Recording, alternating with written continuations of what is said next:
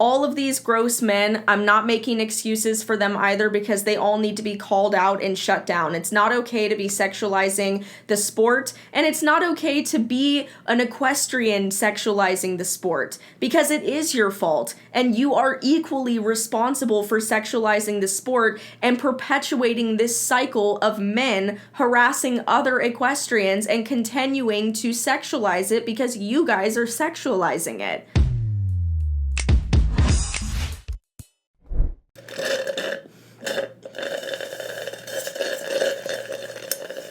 Hey bitch!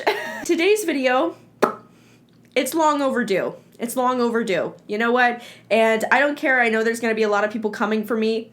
Nothing's new. The thing is, I don't care about your feelings, and I know that that comes across as really harsh, but I love every single one of you. Something that I've learned that is so valuable in life is honesty and clarity and transparency. Someone who keeps their word and someone who is very blunt and gets to the point and tells you how it is, regardless of how you're going to feel. And I'm that friend, okay? And I know I'm gonna get a lot of hate for this video, but this is so overdue, and this is something that I've actually talked about with so many of my equestrian friends, and this is just beyond obnoxious and beyond annoying at this point, that the equestrian world is just so heavily saturated with women and teenage girls who are just way over sexualizing the sport for attention and views, specifically on TikTok. Once again though, before we hop into it, I just want to remind everyone that we do have those closeout sales that are going to be going on. If there's anything you like on linkequestrian.com,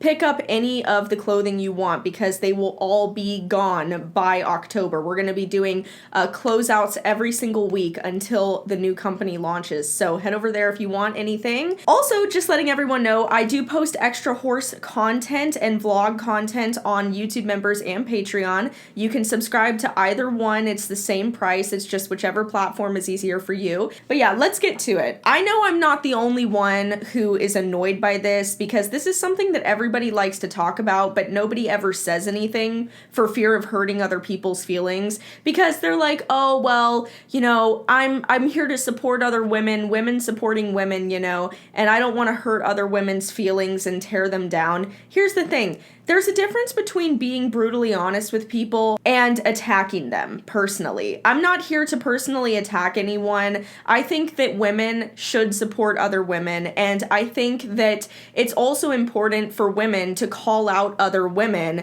when those women start harming other women within the industry by the shenanigans that they're doing online. Said pass the weed, bitch. I don't like to pass the gas. Blowing bubble, blowing zaza. She got big old titties. I said goo-goo. So let's rewind all the way to the beginning. As we know, a few years ago, not pointing fingers, but, you know, a few equestrians started posting some pretty sexual content on TikTok, and I think a lot of people, including myself, just kind of blew it off because we're like, whatever, they're not hurting anyone, who really cares, right? Well, the problem is, because those few equestrians in the beginning started getting a lot of attention and a lot of views, because let's face it, sex sells, now there's this incredibly creepy community on TikTok of like old, gross men who watch and stalk a lot of equestrians' videos and just kind of like creep on them. Now, I know, a lot of people are gonna say, but Raleigh, we should be women supporting other women. It doesn't matter what other women want to wear, that's their choice. I totally agree with that, but you know what? I draw the line when you bring that into a sport that involves animals, because then once you're being sexualized with the animals and little girls start being sexualized who are riding horses and it trickles down the ladder, then it's no longer okay. And it's no longer acceptable. And I want other girls to know that you do not have to wear tight clothing, push-up bras, and show off your butt and your boobs on TikTok while you're riding in order to get famous online, okay? And I think that's the biggest message I want to get out there right off the bat, because when I was doing research for this video, which I'm not going to show too many videos in this video because I just think it's gross and it's really perverted, but I came across, sadly, a lot of little girls that were, 15, 16 years old or younger that were dancing really sexually in tight-fitted clothing, doing dances to like shake your butt type music on TikTok. And it was really, really disturbing. It actually made me sick to my stomach that a lot of little girls start copying these trends of the older equestrian women who are perpetuating this online, and you know who you are. Moreover, I think it's important that we talk about some medical studies and articles on what exactly happens to women and girls psychologically who are not just exposed to over-sexualized women in society or on the internet, but who also partake in it themselves. The sexualization of young girls is an ongoing problem in America that's leading to a myriad of problems, from exposing girls to societal pressures to perpetrating sexual violences. Sexualization is negatively impacting many girls' cognitive functioning as well as their physical and mental health. Girls are often pressured by society to be more sexually attractive to members of the opposite sex, to wear tighter clothing, pose sexier images, act more feminine, and engage in inappropriate behaviors. Boundaries are constantly being pushed by the media and individuals. We see female celebrities wearing provocative clothing in music videos, on award shows, and on social media. Even if these women are strong role models, the way they dress, pose, and engage in sexually charged conversations can be very impactful on girls. For example, investigators in the UK interviewed 300 young girls between the ages of 6 and 9. Some kids had encountered sexualized media, and the little girls were more likely to express preference for wearing sexualized clothing. They were also more likely to feel dissatisfied about their bodies and appearances. There is also evidence that being self-conscious about one's sexual attractiveness interferes with intellectual performance. Constant exposure to sexually objectifying experiences and images sexualizes women to internalize society's perspective of the female body as their own primary view of their physical selves. This internalization is often referred to as self-objectification, and it's characterized by varying levels of thoughts and behaviors such as self-consciousness, body monitoring, surveillancing, and comparison of one body's to another body parts. I think this is the most important part. Self-objectification is even found in women who view sexual objectification as harmless or complementary. Research has linked self-objectification to mental health outcomes such as depression, disordered eating, reduced productivity. So the sexual objectification of women indirectly contributes to their mental health problems because it leads to self-objectification. And the biggest problem I have is whenever I call out women for saying that you are absolutely sexualizing equestrians, they always say, oh my god, I can't believe people say I'm sexualizing equestrians, blah, blah, blah. It's like, girl, really? You're really gonna play dumb? You know what you're doing. Get them titties out because I'm trying to see them.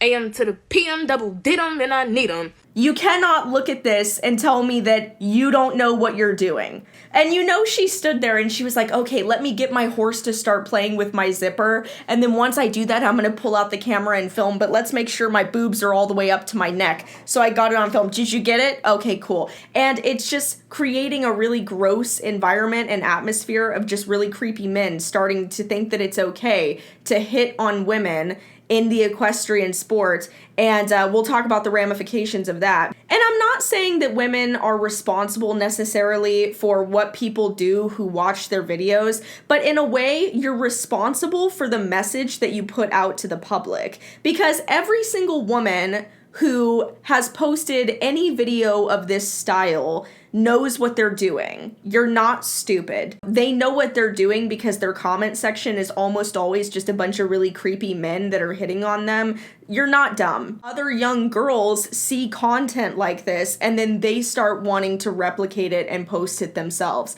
So now you've got a bunch of little girls that are posting videos on the internet of them being really sexual around horses and showing off a lot of their body. You know, these are little kids for attention and for views, because that's what the older female equestrians are doing in the sport to get attention, specifically on TikTok. This is like so prevalent on TikTok. This goes to the strippers and the fucking porn stars and them sexy motherfuckers. First first of all, there is a community of equestrians out there that think that it's okay to post videos of them dominating and riding horses in very sexual apparel for men. And there are even groups of men that really sexualize women riding horses and will even pay women to post sexual videos riding horses and whipping horses because they get sexual gratification out of it.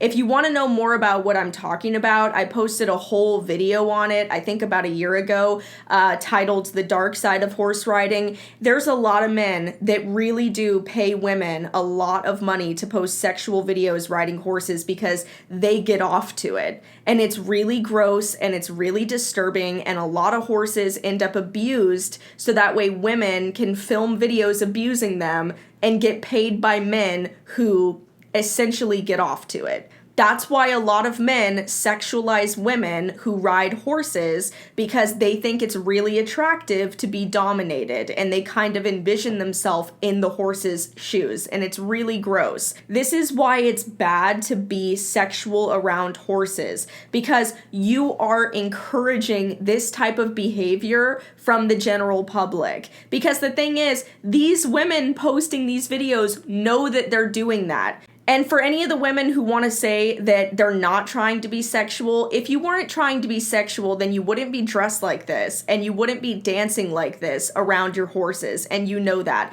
Because normal equestrians don't do stuff like this. I also just think it's irresponsible. I really do. Because you have a responsibility to your audience, and you have a responsibility to the equestrian community, especially if you are a famous equestrian on TikTok or Instagram or whatever. I don't care what people do, but when it gets to the point where a lot of kids are starting to follow down the same path and be sexually exploited online for attention, or if it gets to the point where horses are being abused online for sexual gratification, by men who want to pay these women to do it, which happens all the time, then I have a problem. So yes, there is a problem. And there are horses and children that are abused by people sexualizing horseback riding and horseback riders. Not to mention that it perpetuates harassment to every other equestrian in the sport. Because I can't even tell you guys how many men have sexualized my riding, my friends' riding, etc. for not doing anything at all but just riding our horses, not even riding in sexual clothing or anything, like not trying to be sexual at all. We get sexualized because now it's becoming normal for men to sexualize equestrians by all of these equestrians online posting sexual videos with their horses, because you know that you're doing it for that type of attention. All of these gross men, I'm not making excuses for them either, because they all need to be called out and shut down. It's not okay to be sexualizing the sport, and it's not okay to be an equestrian sexualizing the sport, because it is your fault, and you are equally responsible for sexualizing the sport and perpetuating this cycle of men harassing other equestrians and continuing to sexualize it because you guys are sexualizing it.